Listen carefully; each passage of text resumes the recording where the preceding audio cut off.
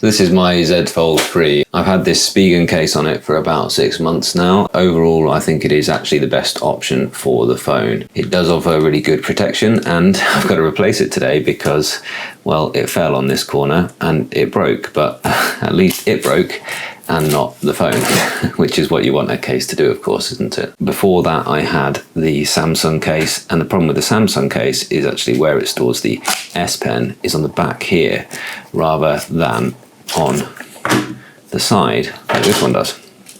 So when it was time to buy a new one, I decided to get the same case, exactly the same thing. They give you a set of replacement adhesive strips. There's all adhesive strips already in there, and you need some adhesive strips on a folding case because, well, you just don't have it covering and locking around the entire device is split necessarily here. So you go ahead and pull these off.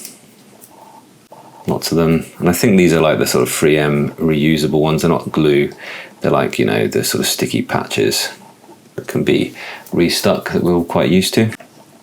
And that just goes on that side and firmly into place. Same with this side.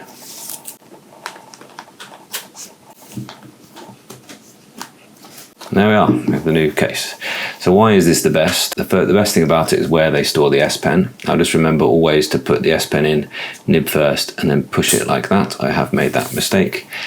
And then they also give you access to the fingerprint reader here on this side as well. There's enough room to actually get your thumb onto the fingerprint reader there. So it's very durable. It did manage to protect the case while dropping on a hard stone floor. Actually doesn't add that much thickness. Overall now it feels much more like a slim phone when you have it unfolded like that. And actually that now sits nicely in my car phone holder as well, which is good. Installation was very easy, is the other pro.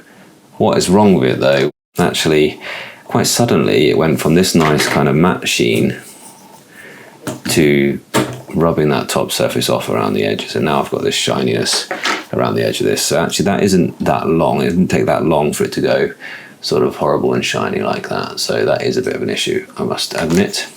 There's no kickstand on it, which would be nice, and as I said, definitely be careful when you put the S Pen in to put it nib in first, because it is the case that if you push it in like that with the nib there, you will snap that nib off and you will ruin your S Pen.